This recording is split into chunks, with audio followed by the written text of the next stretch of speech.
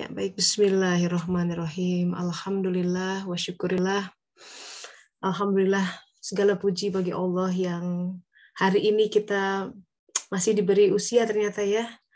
Don't take it for granted nih. Jangan merasa pede, oh minggu depan pasti masih hidup. Aduh, kita nggak pernah tahu. Mending kita merasa takut dalam arti jadi waspada gitu ya.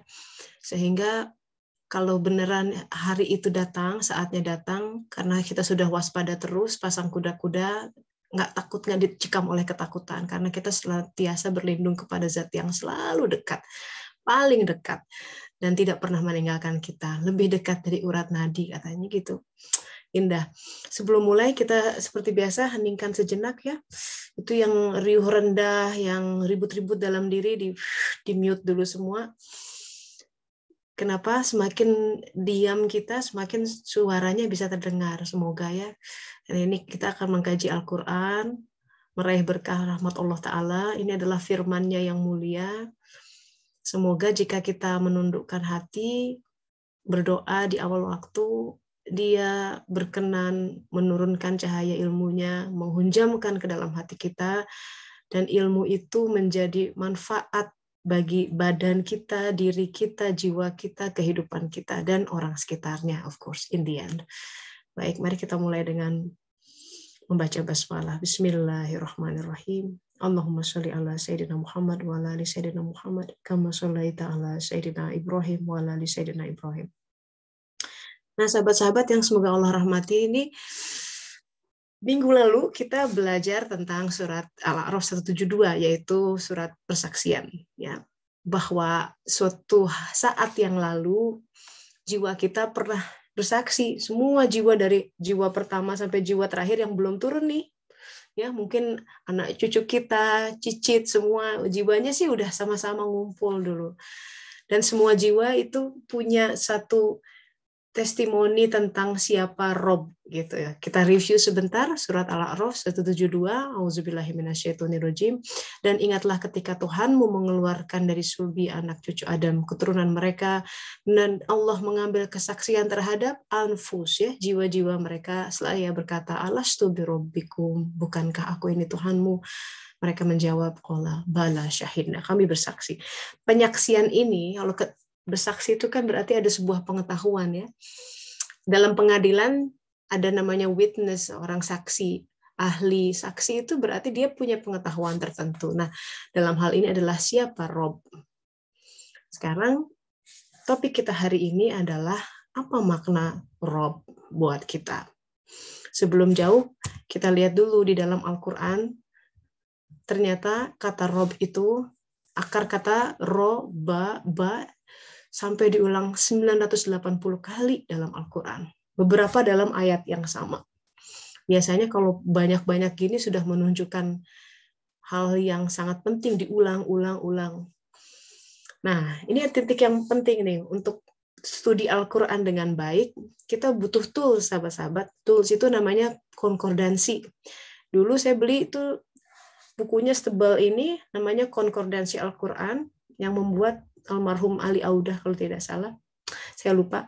Nah, di situ kita bisa melihat pola-pola yang Allah Ta'ala tuliskan dalam Al-Quran. Contoh ya, kalau kita lihat surat Al-A'raf 172, itu cara penulisan alastu bi rabbikum adalah begini. Kalau kita klik, nah sekarang sih udah ada. Kalau saya pakai website konkordansinya yang dibuat sahabat saya, Mas Watung. Nanti kalau ada yang pengen tahu linknya, japri aja, nanti saya kasih. Ini metode mengeksplorasi Al-Quran yang luar biasa. Jadi kita mengeksplorasi satu ayat, satu akar kata, semua keluar. Karena semua berkaitan. Al-Quran itu akan explain dirinya sendiri dengan ayat-ayat lain. Indah sekali. Contohnya ini ya, ketika Allah Ta'ala menuliskan birobbikum, itu hanya ada 5 ayat yang penulisannya persis seperti ini, birobbikum. Ini ayat-ayatnya ini, silahkan di-capture, nanti lihat sendiri ya. Dari 5 ayat ini, 4 itu bicara tentang iman. Dengan kata lain, kalau kita bicara tentang alastu birobbikum, karena itu pertanyaan pertama akan ditanya di alam barzah, man robbuka, nah itu yang ditanya robnya siapa. siapa Rob kamu. Jadi penting buat kita untuk menelisik nih, kita selama ini jangan-jangan merasa tahu Tuhan siapa, Allah. Tapi really gitu, do we really live it gitu? Rob kita Allah, iya, secara akal, conscience kita, atau bukan conscience ya, ya logika kita akan bilang Tuhanmu siapa? Tuhan, lantang bisa jawab. Tapi begitu pandemi misalkan, Tuhannya ternyata ketakutan, takut mati. Karena itu yang lebih mengontrol dia. Jadi Tuhan itu adalah sesuatu yang mengontrol kita. Sesuatu yang kita andalkan, itu jadi Tuhan kita. Jadi ilah, jadi Rob kita, jadi pemelihara kita. Jadi kalau kita terlalu, kan Allah tahu ya hati kita terpaut kemana. Kalau kita terlalu mengandalkan gaji yang selalu datang tiap bulan, paycheck itu, begitu perusahaannya dibikin tutup, gelisah lah. Karena dia tidak melihat di balik itu siapa yang sebenarnya memberi, gitu, memelihara. Begitu biasanya kalau istri itu ya diuji dengan rumah tangga, misalkan ya, yang ngandelin banget suaminya, tiba-tiba suaminya dibikin macam-macam ya, atau meninggal, bisa saja. Ketika dunia kita diruntuhkan, sahabat-sahabat, dibikin gempa gitu ya, guncang. Nah, siapa itu? Yang kelihatan, yang selama ini jadi pegangan, sandaran kita tuh sebenarnya yang mana? Makanya wajib ujian itu buat orang beriman. Karena itu akan meruntuhkan berhala-berhala selain dia. Ya, jelas. Dengan ujian tuh di shake semua, ya mungkin kelihatan yang selama ini kita pegang itu yang mana. Gitu. Itu dirahmati Allah justru. Jadi jangan nyinyir, jangan memicingkan mata atau menganggap enteng kepada handai taulan sahabat kita yang kehidupan dunianya sedang disempitkan, dibikin sakit ya, dibikin susah gitu ya sepertinya. Ya siapa tahu itu lagi proses pengurusan tuh. Dikeringkan hatinya dari dunia, tapi selamat nanti dibanding yang merasa baik-baik aja, semua keberlimpahan ya, tapi hatinya kosong. Nah, jadi ketika kita bicara Rob, malas to be Rob, ada hubungannya dengan iman. Karena untuk mencapai Tuhan harus dengan iman. Kita berhadapan dengan Zat yang Maha Gaib, betul? Itu kenapa perlu menegakkan rukun iman. Ya, 6 rukun iman dimulai dari rukun iman kepada Allah Ta'ala. Coba lihat dari rukun iman itu beda sama rukun Islam. Rukun Islam itu semua kelihatan. Syahadat harus ada saksi. Sholat jelas kelihatan. Zakat ada amil zakat. Saum, puasa di bulan Ramadan rame ya, senegara, seluruh dunia umat muslim. Walaupun secara pribadi tidak kelihatan gitu sebagai orang yang berpuasa. Makanya ibadah puasa itu spesial. Kalau haji apalagi kelihatan ya, difilmin seluruh dunia, tapi begitu masuk ke iman, nggak terjangkau, nggak ada yang bisa meraba kedalaman iman seseorang. Jadi hati-hati, bisa jadi seseorang tampaknya beragajulan gitu ya, cuek, sengeng, jilbabnya seadanya, kata kita ya kan, itu kan masalah model saja. Terus kita merasa itu kan dia jilbabnya gitu, nggak boleh. Kalau merasa begitu, ya who are we to judge gitu ya, iman seseorang ternyata dia hatinya lebih gitu mengharapkan kepada Allah dibanding yang ya gitu ya. Jadi nggak, iman itu sesuatu yang dalam, sahabat-sahabat, tidak terjangkau. Nah artinya kita harus dwell in. Karena ini sesuatu yang dalam, terus gimana dong? Pertanyaan berikutnya ya. Kalau kita ingin bisa bertestimoni, nanti testify alas tu men robuka, dan kita bilang itu Rob. Dan hanya orang yang beriman yang bisa testify itu, testify itu bersaksi. Yaitu Rob, yaitu orang-orang beriman. Dan siapa tanda-tandanya apa sih orang-orang beriman itu? Yang nggak bisa ngarang-ngarang ya. Kemudian kita lihat Al-Qur'annya seperti apa. Kita lihat hari ini ayatnya banyak, sahabat-sahabat. Cuman kalau semua disampaikan hari ini terlalu masif, ya. Pokoknya kita ambil 1-2 ayat, sink in, nanti resapi. Nanti kita minggu depan 2 ayat lagi begitu.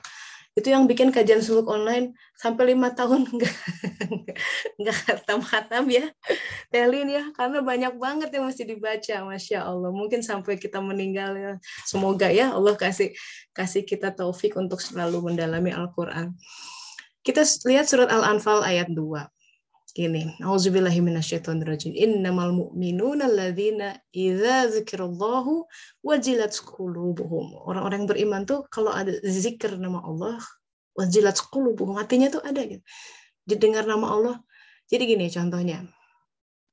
Karena ini real ya, saya suka menemui fenomena seperti ini. Jadi misalkan harus real, harus bisa kita praktekkan sehari-hari. Contoh misalkan, aduh gimana nih anak semua serba mahal, ini belum ada. Terus tiba-tiba ada yang mengingatkan, anak-anak kan Allah yang jamin rezekinya. Itu dizikirkan tuh, diingatkan zikrullah. Jangan khawatir, anak-anakmu kan Allah yang menjamin. Kalau dia ada iman, disebut nama Allah tuh dia ingat, iya ya, anakku adalah dari Allah. Itu langsung kerasa. Tapi ada sahabat-sahabat yang disebut, ya itu kan nanti Allah. Tapi kan kita juga mesti, ada tuh yang gitu. Jadi ketika disebut nama Allah tuh, itu mah, so it's like fairy tales, tidak nyata dan mambo jambo yang tidak relevan dengan dunianya, seolah-olah seperti itu. Ada. Nauzubillah min dzalik. Ada orang yang begitu sebut nama Allah tuh kelihatan dia punya mungkin trauma tertentu, mungkin dia pikir begitu Allah, udahlah jangan nyebut-nyebut Allah kalau begini. Dia begitu mengandalkan, karena biasanya orang seperti itu karena dia semua dimudahkan per dirinya. Berhasil terus, ada aja gitu ya, nggak pernah kekurangan. Jadi Allah jadi samar karena selalu dia bisa handle kehidupannya. Nah itu ngerinya, ketika manusia itu selalu bisa, selalu berhasil gitu, Allah jadi samar. Siapa dia, Rob menjadi susah untuk diraba. Dan kalau itu terjadi, dia meninggal, udah nggak akan bisa jawab. Man Robbuka, nggak bisa jawab. Orang dirinya yang diandalkan selama ini. Nauzubillah min dzalik. Nah, jadi kalau mengingat ini, sahabat-sahabat, ketahuilah di balik semua derita kita, ujian hidup ya, yang kita suka curhatin itu loh. Terus ya susah-susahnya itu tuh sungguh sebuah obat yang sangat berkhasiat untuk hati kita, membersihkan, untuk Allah berikan kebahagiaan yang lebih jauh, lebih baik, jauh lebih berjangka waktu panjang, and endless happiness.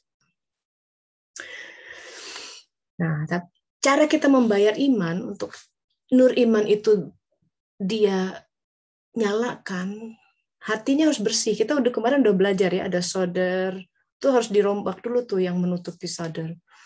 Nah itu, gemetar hatinya tuh begitu. Jadi kalau diingatkan tentang, ini kan Allah ada, misalkan banyak hal, nanti kita explore nanti ya di sesi sharing.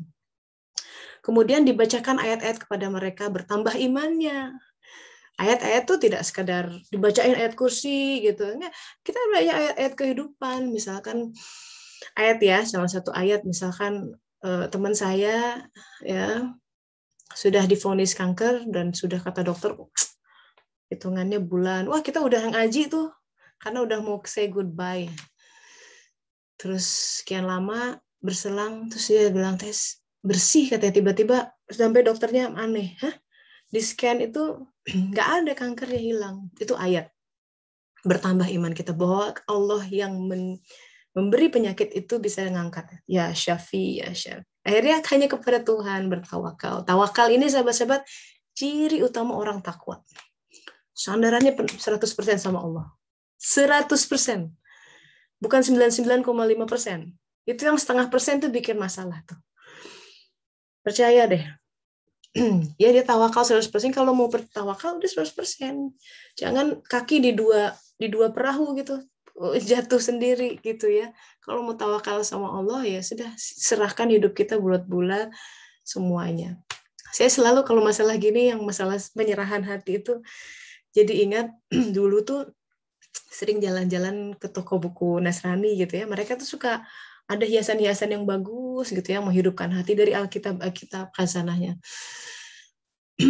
Ada ini, jadi bacaan misalkan ada orang yang hatinya pecah berkeping-keping ya, broken heart, you name it ya, masalah ditinggal calon pasangan mungkin ya, buat Mbak S yang sedang mendengarkan di jalan. Hati kita bisa berkeping-keping oleh banyak hal. Biasanya ya sumbernya dari pasangan, tempat pekerjaan, orang tua, yang dekat-dekat, pecah hati. Terus dia komplain sama Tuhan. Tuhan, katanya Engkau mampu mending my heart gitu. Beresin lagi itu semua. Tapi kenapa aku belum sembuh-sembuh terus? Aku merasa sakit gitu. Terus kata Tuhannya begini, ya gimana aku bisa fix your heart gitu when you don't give me all your pieces. Gitu. Itu artinya dia tawakalnya nggak 100%. Jadi ini remah-remah hati tuh, roh yang remuk tuh kasihin semua biar dia beresin jadi bulat lagi. Tapi kalau kita bagian sini masih ada disimpan, artinya masih ngedumel, masih belum let go, nggak akan sembuh.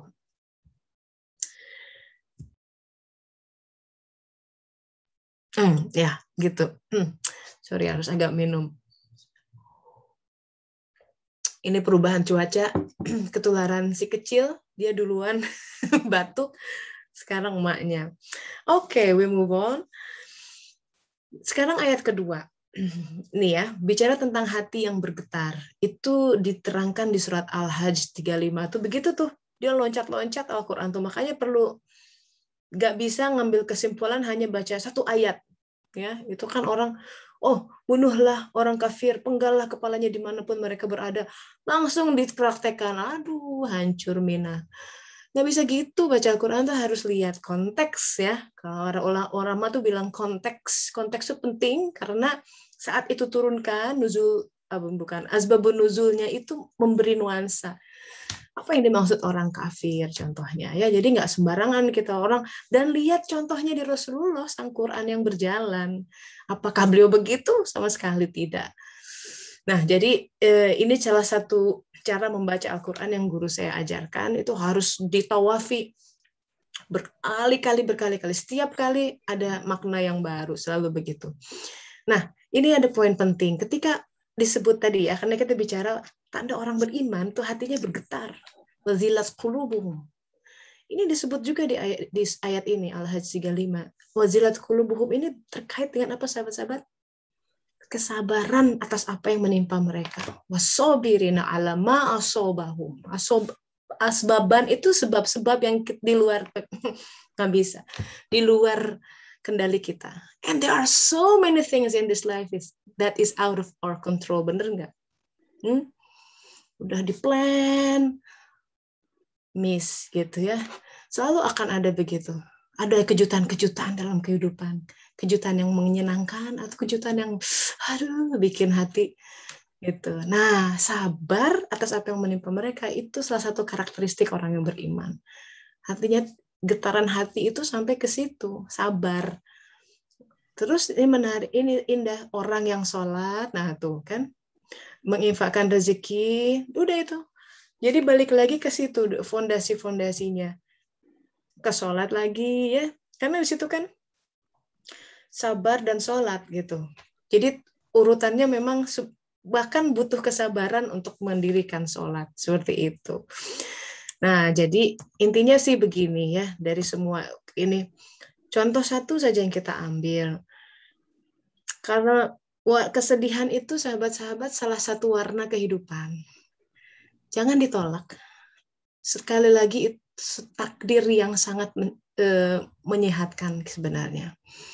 Harus kita punya kemampuan to ignore those that make you fearful and sad. Gitu.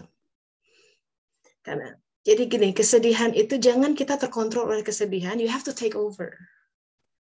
Karena kesedihan itu ya, kan kita yang we allow them gitu masalahnya. Kita mengizinkan mereka sedemikian rupa menggerogoti diri kita sampai itu mengakibatkan kerusakan fisik sampai mewujud ke jasmaninya tuh.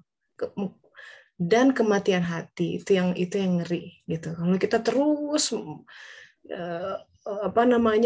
dikuasai oleh kesedihan dan kita tidak melihat aspek lain di situ gitu masalahnya. Jadi kita fokusnya sama itu, kita kehilangan itu, kita nggak dapet itu, saya masih begini. Nah, and selama kita tidak keluar dari zona abu-abu, zona kegelapan itu, jiwa kita tidak akan tumbuh.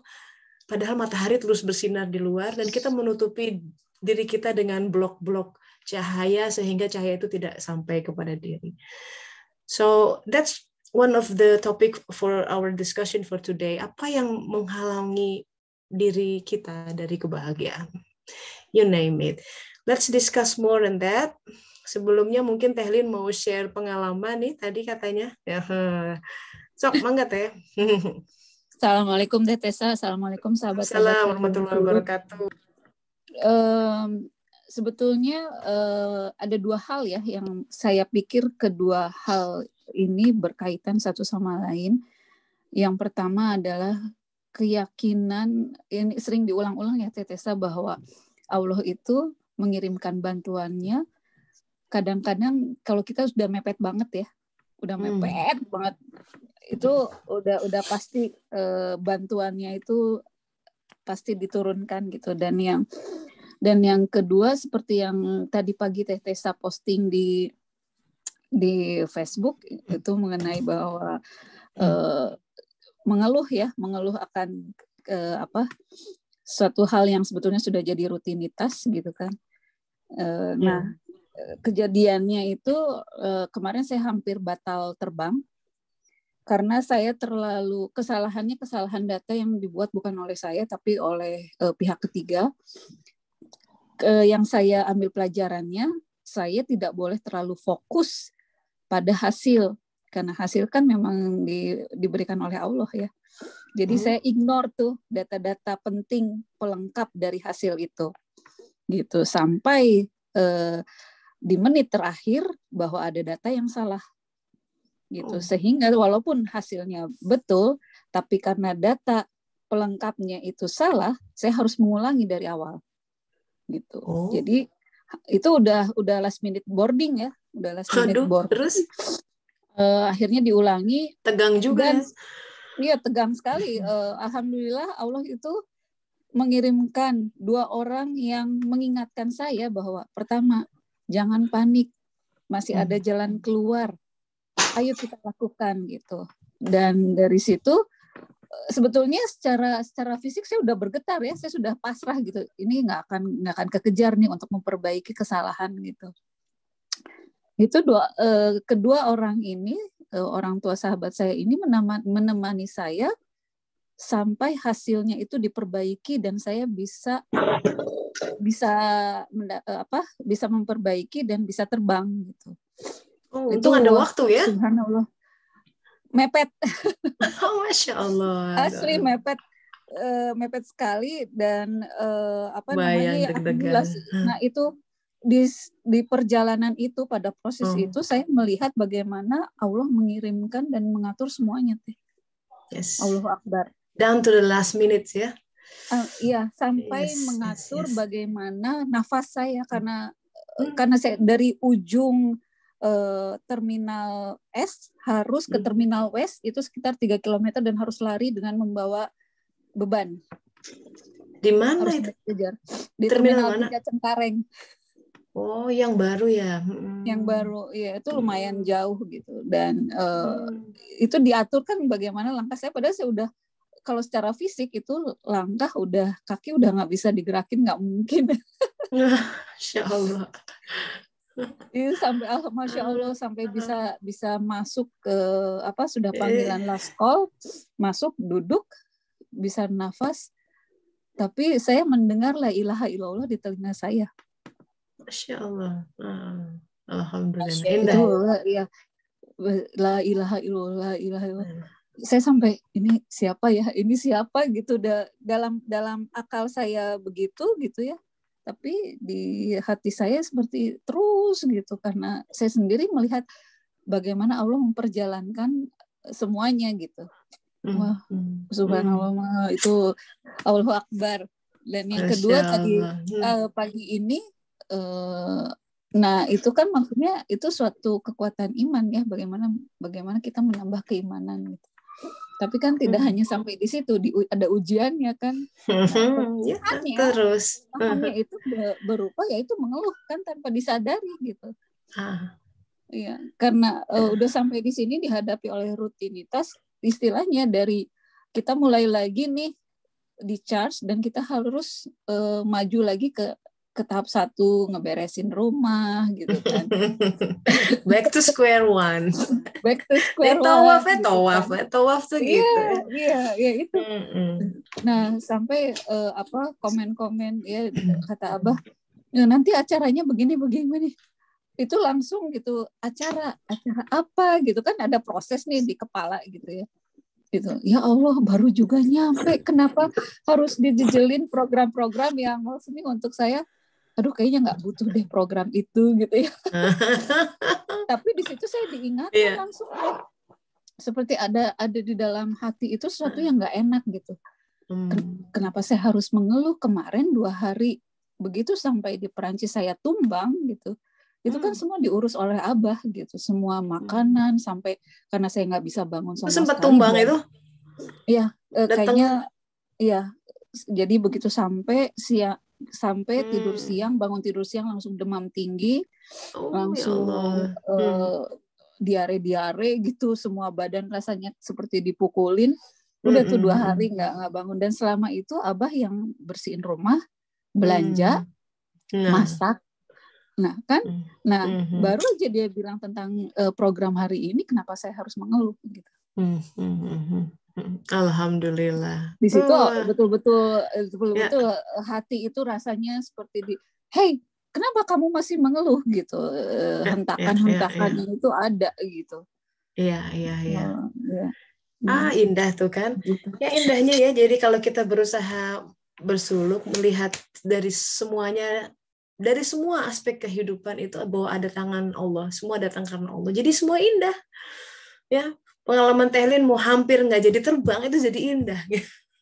Mungkin orang yang sama akan misuh-misuh dan akan cenderung tuh gara-gara itu, ya, menulis mungkin status panjang komplain gitu ya, bahwa ya jadi selalu melihat ini kesalahan si itu, kesalahan sistem itu, tapi tapi tidak melihat keindahannya gitu. Nah ini yang rugi sebenarnya kalau kita tidak mencecap itu manisnya madu di balik semua yang ada. Itu yang kata Rasulullah, nanti ya di alam sana ada penghuni surga. Apa yang paling disesalkan coba? Ini udah penghuni surga loh, tapi dia masih nyesel. Di dalam hadis dikatakan hal yang paling disesalkan oleh para penghuni surga, itu kita tahu sendiri, untuk masuk ke sana perjuangannya banyak. But yet they still regret. Apa itu yang disesalkan? Yaitu saat-saat ketika mereka di bumi, di penggal saat itu mereka tidak berzikir kepada Allah Ta'ala. Tidak, zikir tuh gini ya, nggak cuma sekedar subhanallah secara lisan, tapi ini hal-hal seperti ini yang ketika kita, aduh aku ketinggalan, ini kan dari Allah, itu zikir tuh. Ketika kita mengingat Allah, menyertai ya, membawa serta dia, membuka pintu buat dia, selalu menyertakan Allah di segala hal, itu kita lagi mencoba zikir. Nah itu katanya yang disesalkan. Jadi suluk adalah jalan untuk mendekat kepada dia. Semakin kita mendekat, semakin kita tuh takjub ya, karena kita dekat dengan sumber cahaya. Semakin kita takjub, kita terpesona, itu udah kayak orang kasmaran tuh ingat terus dirinya gitu ya. Mau makan ingat engkau, mau tidur ingat engkau, ya mau pakai pakaian ingat engkau gitu, mau kerja ingat engkau, begitu. Karena kita tahu, you are everywhere. Dia ada di balik senyuman anak-anak kita, tingkah laku pasangan kita, yang mertua dan lain sebagainya. Ini Mbak Dia sudah angkat tangan nih, silakan Mbak. Iya Teteh, assalamualaikum warahmatullahi wabarakatuh. Waalaikumsalam warahmatullahi wabarakatuh. Sama kita batuk. Gatel. Yuk. Minum. Iya, sahabat-sahabat semuanya, terima kasih untuk kesempatannya. Tadi Teh Tessa sempat mengingatkan ya bahwa cara kita untuk bisa menambah keimanan itu adalah membaca ayat-ayatnya, dalam arti ayat-ayat secara kejadian-kejadian yang kita temuin sehari-hari gitu, Dok. Ya, ini juga mengingatkan saya mungkin sama beberapa kejadian gitu. Misalnya suatu hari gitu saya berangkat dari rumah itu dengan suasana hati yang kurang menyenangkan karena berseteru, mungkin bukan berseteru ya. Di era belajar online gini kan kadang-kadang tuh anak lupa sama tugas gitu ya Teh. Jadi baru ngasih tahu pagi-pagi bahwa harus ini mama, harus itu mama, sementara saya menyadari bahwa saya ini ibu bekerja yang harus berangkat pagi-pagi juga gitu. Ya, sehingga akhirnya sebelum berangkat jadi ada bentrok sedikit lah waktu berangkat, sehingga akhirnya keberangkatan saya itu rasa hati tidak nyaman gitu. Saya berusaha menenangkan diri tapi masih bawa kesel sampai datang ke tempat kerja.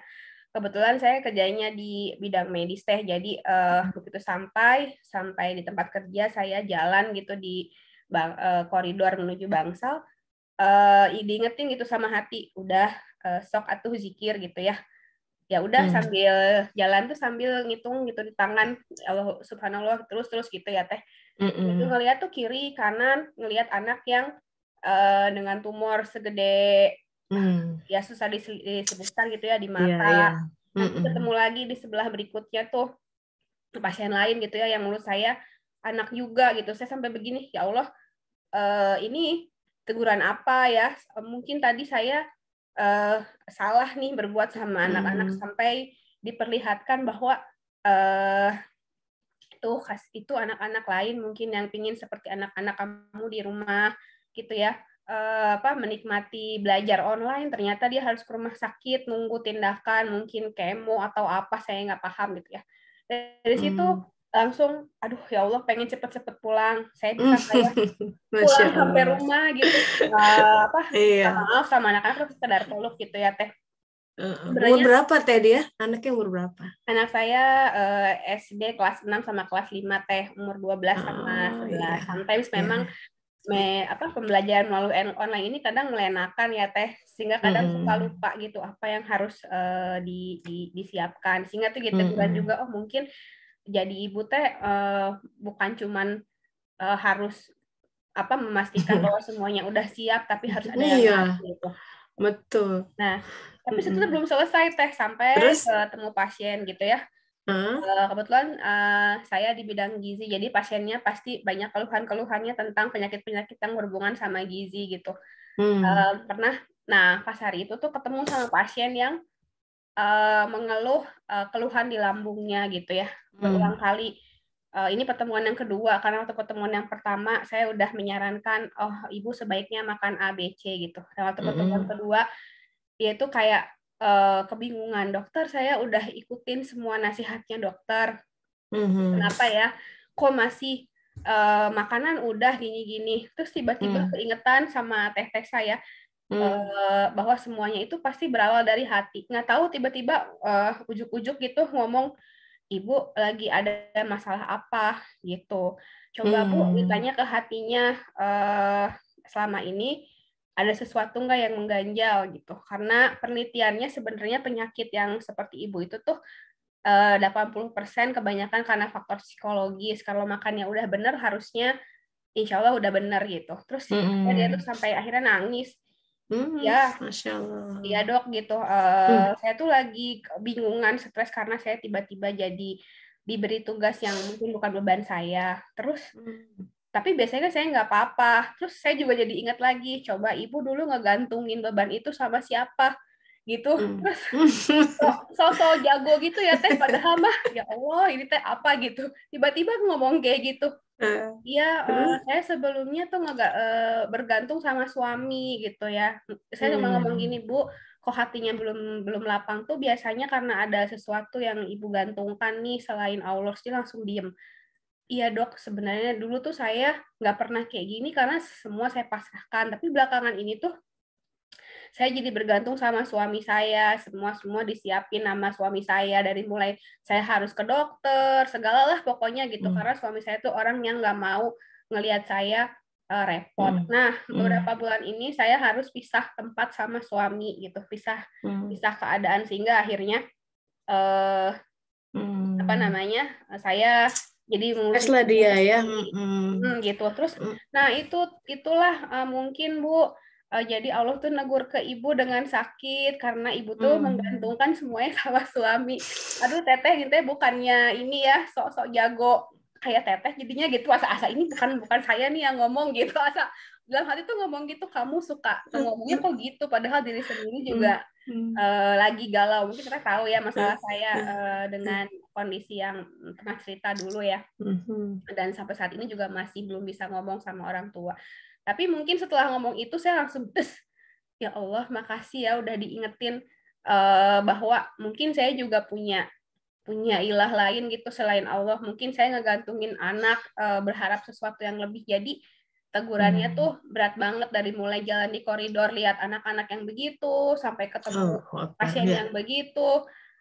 Semoga saya masih sempat memperbaiki hati gitu ya, walaupun mungkin pada kenyataannya itu selesai gitu ya, hari-hari berikutnya ada lagi gitu yang begitu lagi. Itu dan sampai terus ya, ke nafas terakhir.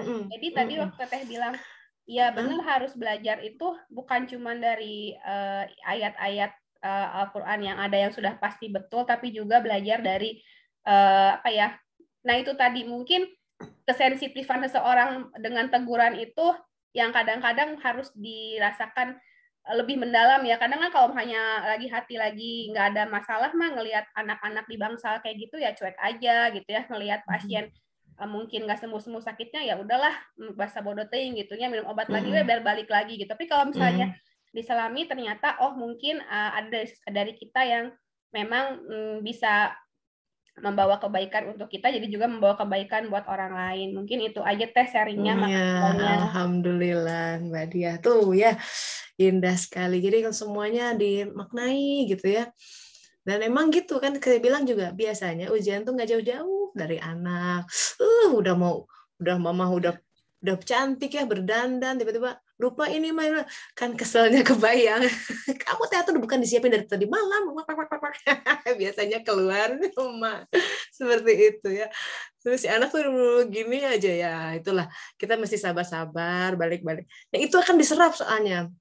Dia akan copy hal yang sama. Dia punya anak lagi, dia begitu nanti perilakunya. Kalau kita mau memutus rantai itu biar dia agak berbeda gitu ya, kita nak coba lain kali ini ya, kan mama ini. Nah, kan itu masalah teknik komunikasi. Tapi itu tuh ya, karena ini sih contohnya, ini ayatnya sudah kita lihat soalnya. Ini berbunyi nih, bersabar dengan apa yang Allah, ini ayat surat ini nih, Al-Hajj ayat 35, sabar atas apa yang menimpa mereka. Sabar itu sahabat-sahabat pada pukulan pertama ya. Jadi begitu kena, kalau masih gitu tuh, masih memukul meja, masih keluar cetusan, belum sabar. Dan nggak bisa diada-ada sih sabar tuh. Jadi harus begitu kena dia langsung udah respon awalnya tuh udah langsung begitu, itu udah sabar. Ya begitu. Jadi ya itu indah sekali ya. Kita sempat dibikin kesel nih Mbak Dia. Sempat dibuat susah sama anaknya. Padahal ayat Al-Qur'annya jelas ya. Jangan engkau dibuat sulit oleh anak-anakmu. Dan dicoba kehidupan itu seperti itu. Ada aja hati kita gini. Orang iman tuh salah satu guru saya bilang gini, iyanya orang Sunda tuh, Abah Soma almarhum, semoga Allah merahmati beliau di alam barzahnya. Lamun orang beriman mah cenah hati nate ciga ini, jadi permukaan air bening, tidak beriak. Itu tindi orang beriman. Bening, tidak beriak. Jadi ya. Jadi kalau misalkan ada hebatnya, jadi kalau misalkan ada gemuruh segila apapun dunia sekitar kita, dia tenang. Wah itu kalau nggak sama Allah bantu nggak mungkin. Kenapa dia? Itu perumpamaan beliau jenius sekali. Kenapa hati harus jernih seperti permukaan air, sahabat-sahabat? Karena hanya hati yang seperti permukaan air itu dia bisa berfungsi seperti kaca yang memantulkan apa yang ada di langit. Nah lihat ya, kalau ke danau, kalau airnya tidak beriak, itu semua apa yang ada di langit bisa kelihatan. Kita nggak perlu mendongak ke atas. kita bisa lihat ada matahari, awannya begitu. Tapi begitu kita lempar saja satu kerikil, itu gambaran hilang. Nah, selama hati beriak terus, petunjuk yang ada di langit jiwa kita, jiwa itu langit, nggak kebaca. Jadi Allah sudah kasih petunjuknya ini ya, gini. Nggak kebaca, nggak kedengar. Selalu gemuruh. Marah terus bawaannya, ya kesel terus, emosi kayak gitu. Nah itu jadi asap-asap yang nggak kelihatan gitu apa yang ada khazanah di langit. Indah sekali. Terima kasih untuk berbagi. Berikutnya Mbak Nina nih, silakan Mbak. Sudah angkat tangan. Halo, waalaikumsalam warahmatullahi wabarakatuh. Silakan. Tadi pembukaannya Teh Tessa itu kena banget ke saya, ketakutan sebagai Tuhan. Jadi saya itu dari kecil emang suka takut, dari mulai angin kencang, ketinggian, gempa, mobil yang cepat, bahkan kalau masuk pom bensin itu saya suka mikir, ini gimana kalau meledak gitu. Pokoknya saya takut. Worst case scenario. Always think about the worst case scenario. Terus setelah saya belajar kajian suluk, ya I try to give all my pieces lah. Biasanya saya sangat takut gitu kalau mau baca doa yang sebenarnya saya anggap sangat bagus. Yang itulah Teh, yang perbaikilah urusanku seluruhnya ya Rob, dan jangan kau serahkan aku kepada diriku walau kata. Saya dulu tuh takut baca doa itu. Saya kayak nggak berani nyerahin nggak bisa aja gitu, kayak takut, kayak mungkin suzon sama Allah, wallahu alam, seperti itulah.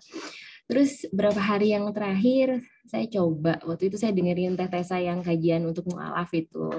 Saya coba buat tumaninah nih ceritanya, walaupun ya masih sangat sederhana ya. Saya coba minta izin sama Allah gitu untuk hal kecil. Misalnya nih waktu kemarin tuh sempat sakit pinggang yang nyut gitu, yang udah lama gitu, udah lebih dari setahun.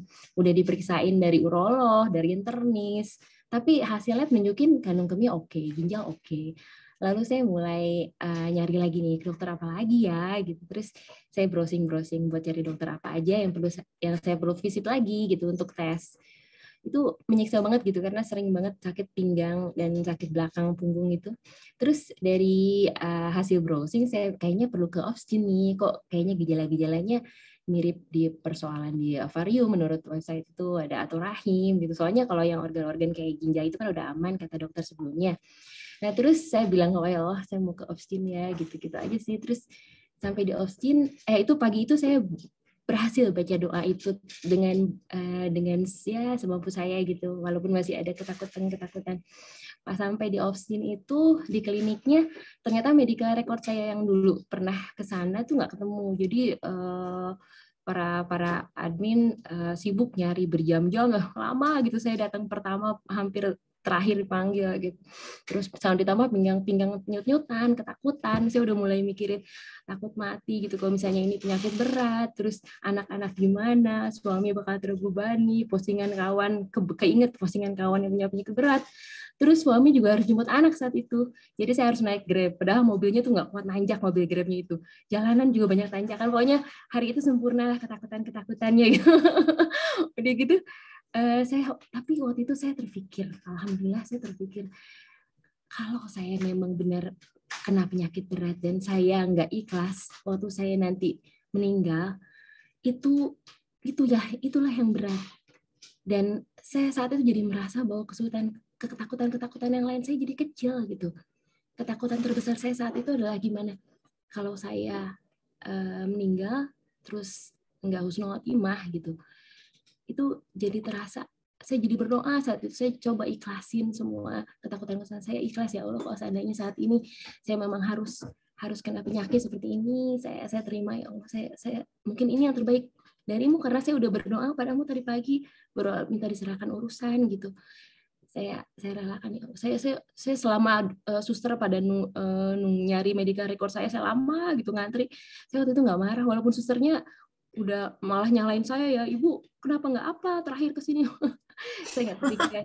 Biasanya saya lawan itu, biasanya kalau suster udah, ini kan bukan salah saya, ini harusnya kan saya, ini medical recordnya aja nggak terdata secara sistematis, nggak pakai komputerisasi. Tapi saat itu saya nggak kepikiran buat marahin suster, buat apa. Saya cuma pikiran, ya Allah kalau misalnya saya meninggal terus ya mungkin ini takdirnya, saya dikasih waktu buat kalau misalnya meninggalnya itu karena kecelakaan atau apa yang tiba-tiba, itu mungkin saya bakalan sulit buat terima karena saya takut pasti gitu. Kalau misalnya dikasih waktu, mungkin ini saya disuruh gini, jadi saya berusaha gitu sampai saya kebetulan belajar self juga ya, jadi saya tapping gitu, saya sambil ya Allah saya ikhlas, saya terima, terus saya pelajari satu-satu ketakutannya, saya terima. Alhamdulillah pada akhirnya udah mulai tenang gitu, saya udah nggak apa-apa, saya masuk ke ruangan obstin sekarang, saya terima apapun hasilnya gitu. Jadi, dan alhamdulillah setelah di tes udah 2 USG terus macam-macam, alhamdulillah Bu nggak ada apa-apa katanya, mungkin bukan di sini gitu. Tapi itu horornya pas nunggu ya. Horor, iya.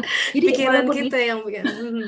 Itu walaupun bukan not even close to near death experience kan. Kalau tadi temennya Teteh saya emang near death experience beneran ya. Kalau saya cuma pikiran-pikiran saya yang membuat ketakutan. Tapi saya merasa bahwa itu kerasa makna Robi itu, bahwa Allah lagi mendidik saya buat membersihkan ketakutan-ketakutan apa aja sih yang kamu takutin selama ini gitu. Terus kamu tuh sebenarnya apa sih yang harus sebenarnya perlu lebih ditakutin daripada itu semua. Gitu aja sih Teh. Mau sharing. Masya Allah. Ya. Indah ya. Ada 2 aspek kalau kita bicara ketakutan. Kalau secara ilmu suluk ya, takut itu bagian dari hawa nafsu, asalnya dari hawa nafsu.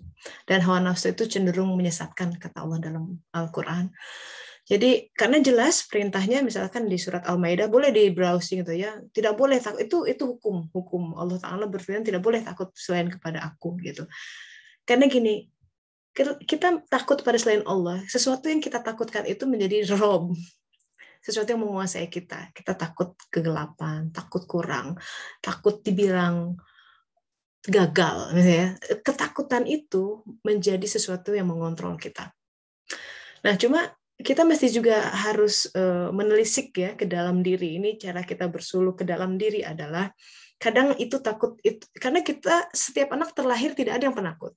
Nggak ada, semuanya fitrah. Fitrah tuh nggak ada hawa nafsu ya di situ. Maksudnya hawa nafsu itu nanti kan gini hadisnya, orang tuanya yang menjadikan dia ya menyesatkan itu seperti itu ketika barangkali tidak sengaja ada trauma-trauma tertentu yang menorehkan luka di dalam hati, dalam jiwa anak itu dan butuh waktu tahunan untuk sembuh.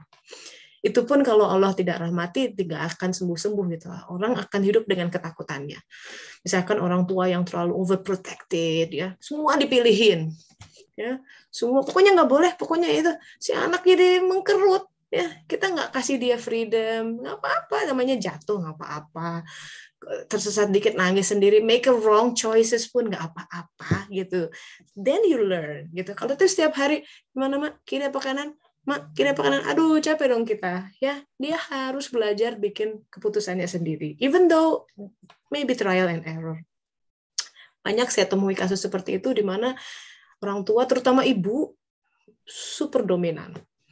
Jadi dia seperti Tuhan ngatur anaknya. Pokoknya nak, ini yang bagus bagimu. Ini bajunya ini, sekolahnya ini, pasangannya ini. Waduh, Masya Allah. Dia pikir itu yang terbaik buat anak. Itu yang kadang-kadang bisa merusak gitu ya, yang dikatakan dalam Al-Quran, kamu pikir kamu berbuat perbaikan padahal kamu berbuat kerusakan.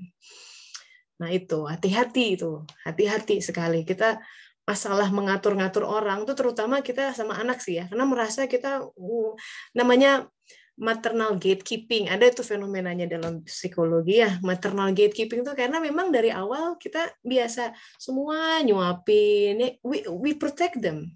Yes, at the beginning, tapi udah mulai umur 7 tahun udah beda. Anak itu harus sebagai teman, 12 tahun beda, dan lain sebagainya. Makanya butuh ilmu semuanya. Cara kita berbicara udah beda lagi. Gitu.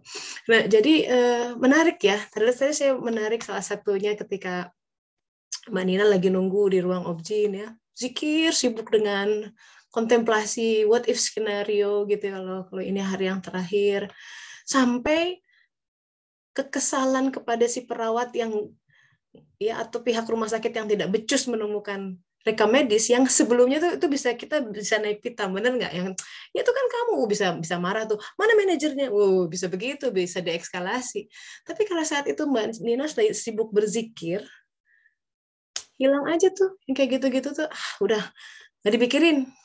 Ini saya mau capture ini penting.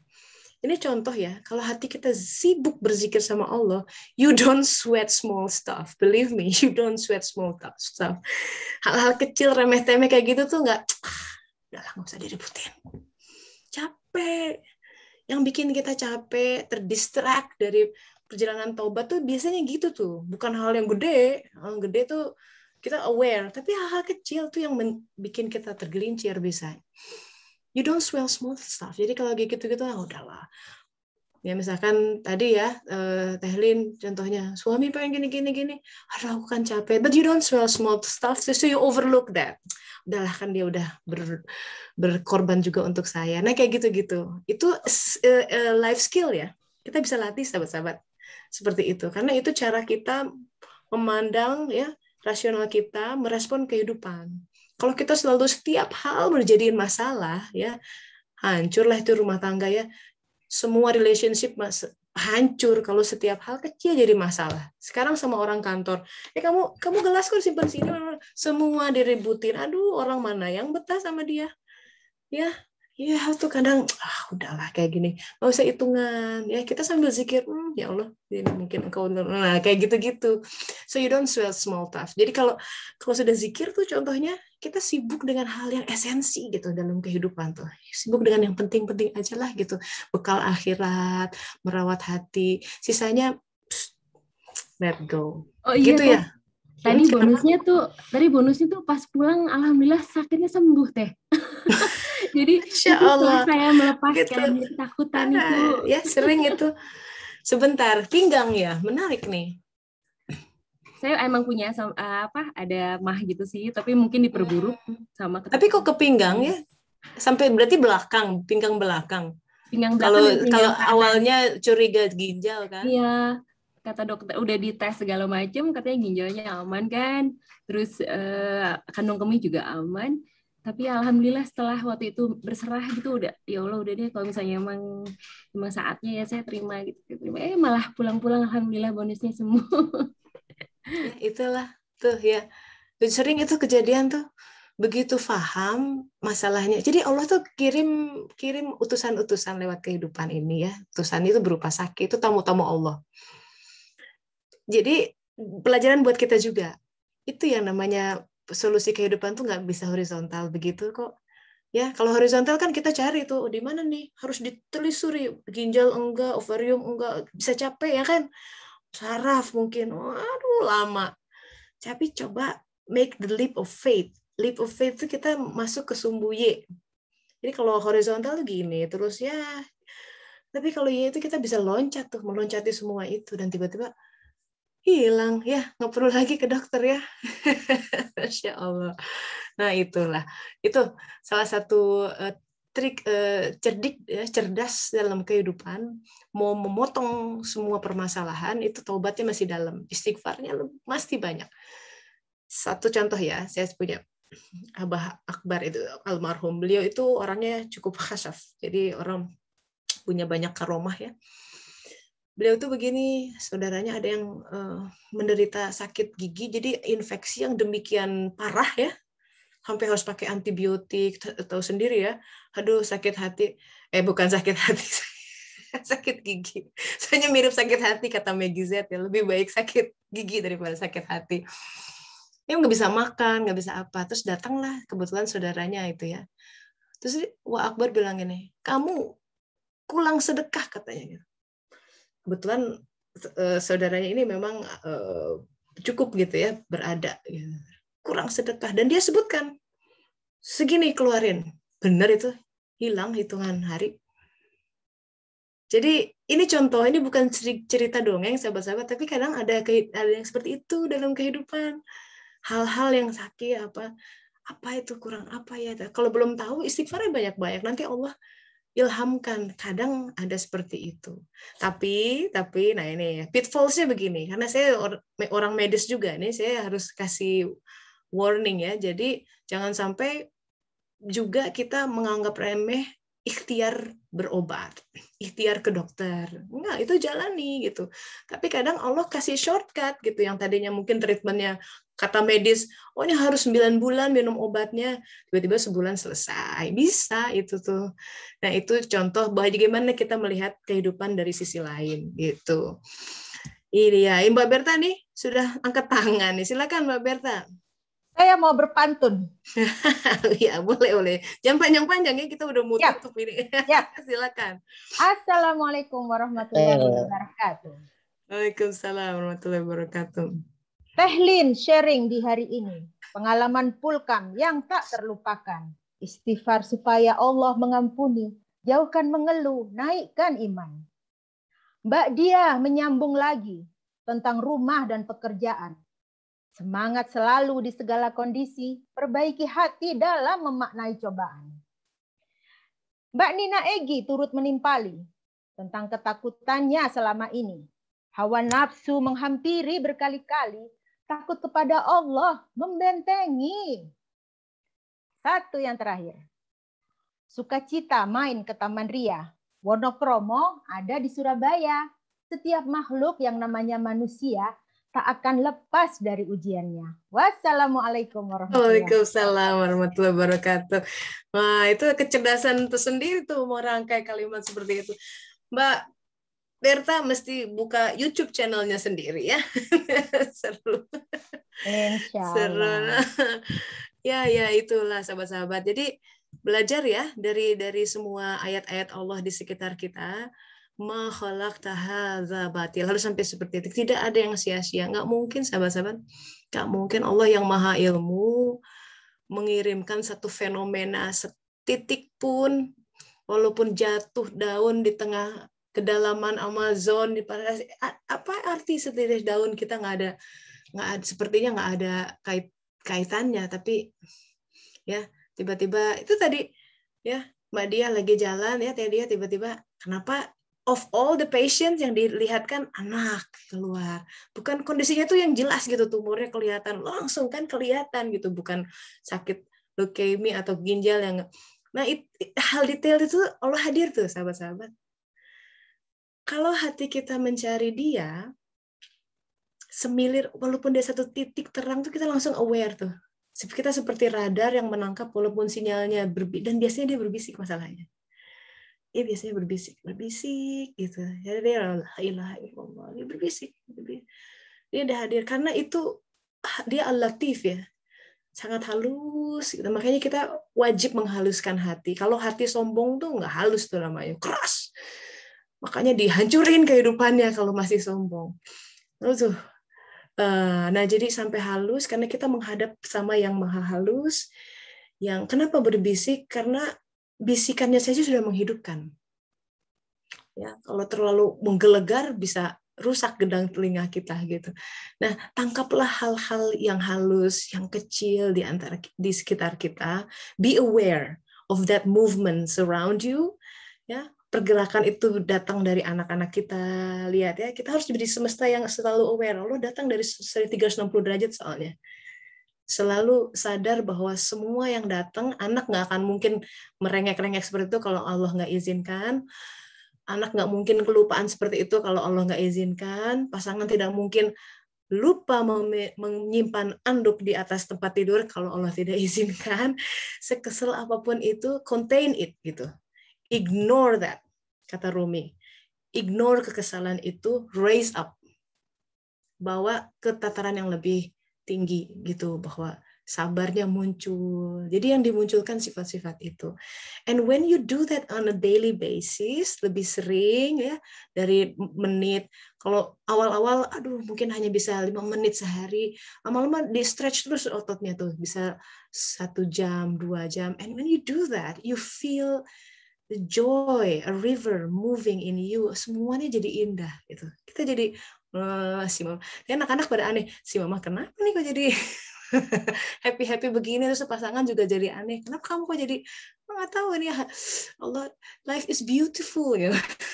Something like that, and life is indeed beautiful, so please enjoy ya, jangan biarkan kesedihan mengontrol kita, tapi kita yang harus rise above dan bilang sama kesedihan itu kepada Tuhanku lebih besar daripada kesedihan itu sendiri. Ya, semoga bermanfaat. Thank you everyone for sharing your precious experience. Semoga minggu depan kita lanjut lagi ya sama ayat-ayat yang Allah tunjukkan insya Allah pada saatnya. Kita akhiri, alhamdulillah, subhanaka Allahumma wa bihamdika asyhadu an la ilaha illa anta astaghfiruka wa atubu ilaik. Alhamdulillahirabbil alamin. Terima kasih, pamit dulu. Assalamualaikum Hatur nuhun Teh Tessa, terima wabarakatuh. kasih semuanya. Waalaikumsalam Terima kasih silaturahminya Mbak-mbak, Terima ibu-ibu. kasih sharingnya. Terima kasih Nuhun, Teh. Tessa.